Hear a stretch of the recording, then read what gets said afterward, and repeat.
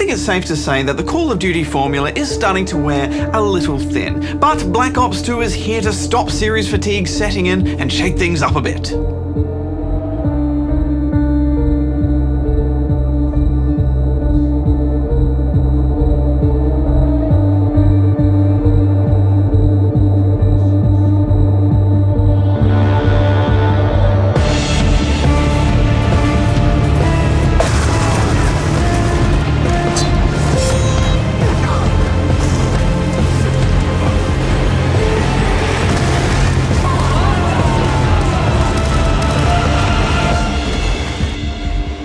Never go back to the army. You promised me. It's Uncle Word's son. He'd do it for me. Let's start off by looking at the campaign, which is quite good. Straight away, you're thrown into a huge battle. Fight, my brother! It's arm-pumping, action-packed stuff from the get-go. But your first enemy comes in the form of hordes of machete-wielding African rebels. That first wave of machete-wielding soldiers don't pose much of a threat, and once you and your army have dispatched them and their heavily armoured friends, you then proceed to mow them down as they flee the battlefield. In fact, as you get in a helicopter to fly away from the battle and everyone's cheering, there's one guy who is shot on the ground right in front of you by another soldier, and heck, I was not expecting the game to start this way. Yeah, it is interesting because the landscape of shooters is changing somewhat. I mean, the fact is everyone loves playing military shooters, but we're also realizing that we don't want to glorify aimless killing. So a lot of games are trying to make you feel that conflict and even make you feel bad about what you're doing. But I don't think it's been handled very well here. In fact, it feels very much like they've just tacked it on to the start of the game for a bit of shock value. Yeah, and there's no time to digest what happened. You're whisked away so quickly into the next section. So it makes me think that maybe it wasn't on purpose. Maybe it's just a terrible level and that just was an unintentional consequence. Yeah, I think they've definitely squeezed a lot out of this engine over the years. It's all silky smooth now with lots going on screen. It's still a bit of a mixed bag visually though, isn't it? Some sections look great, like this suction cup level, but then other effects are a bit weak, like these terrible boat explosions. They're coming alongside! But graphics are nothing without gameplay, and you can tell they've really worked hard to try and shake that linear corridor shooter label. Everything from the moment-to-moment action to the story outcomes feels much less linear, and you're even free to customize your loadouts for each mission. You know, I actually enjoyed this campaign a lot more than the previous two CODs because of this. Yeah, me too, and I liked how some mission outcomes aren't set in stone, so you can actually fail some objectives, and those consequences will play out in the story. The storytelling isn't much better than we're used to though. It's also different characters and times and jumping about all over the place, the usual sort of stuff. Towards the end it all starts to piece together quite nicely, but even then I was still a little bit, what is it? Oh. It's not around here, boys. And I think what I liked most was that a few points in the campaign you get to make some significant choices.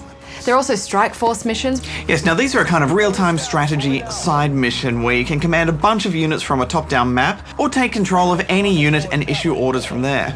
We're taking casualties! I like the idea of this hex, but I never got my head around the strategy side of things. I'd always just jump into a soldier and gun my way through. Yeah, it is a bit messy. I mean, it feels like you need to be doing lots of micromanagement, selecting individual units and moving them and ordering them to fire. The action gets pretty hectic, so it felt a bit overwhelming at first. Enemy soldiers, take them down. I love future-y stuff in my shooters hex, and I thought it all worked quite well here. It wasn't too over the top. There are some solid moments of future tech, like crazy climbing gloves and wingsuits, but it's most noticeable in all the scopes that can highlight enemies or detect invisible guys. Yes, but more than a few of you don't give a crap about the campaign because COD is all about the multiplayer. Okay.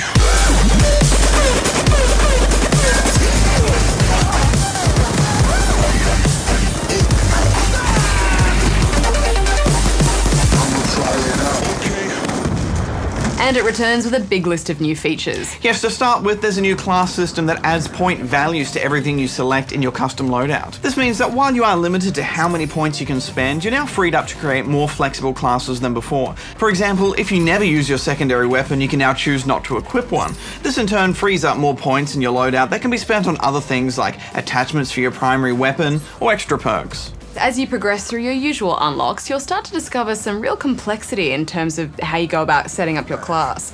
You are clear to engage. It's almost starting to feel like some sort of FPS RPG, but I think it's definitely a step in the right direction. There's also wildcard slots that affect things like number of perks allowed for each tier, or carrying a second primary weapon or piece of lethal equipment. And online, it's that familiar gunplay that we know from Blops. All the controls feel as tight as ever, and there's just something about the way Treyarch handle their movement and weight of things that I actually like a bit more than Infinity Ward's Call of Duties. The moment you hop into these maps, it just feels like Call of Duty. You know where to go, you get a good sense of where the flanking opportunities are, and there's none of those horrible bottlenecks that can really halt a map.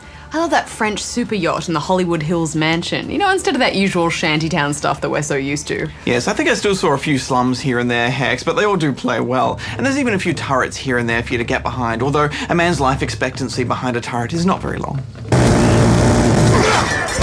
There's plenty of creative new kill streaks to unlock out on the battlefield too. However, in another interesting change, these no longer rely solely on kills. Instead, these score streaks tally together points earned from everything, including spots, assists, and even reaching objectives.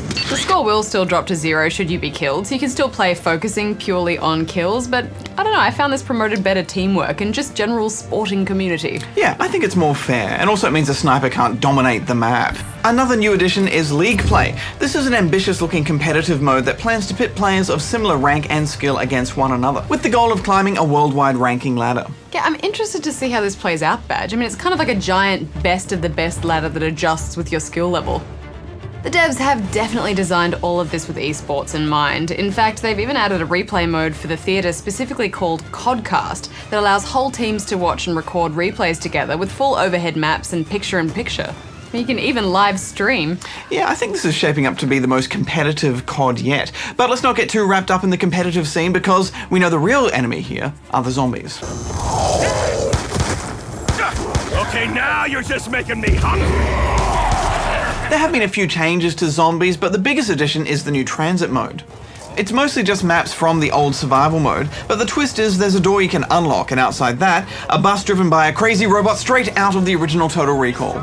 Then it's all aboard and it's a short bus ride off to the next level. And once we got to the next stop, I figured we were just holding off some more zombies there until we wanted to move on. But the next thing we know, the bus toots its horn and drives off without us.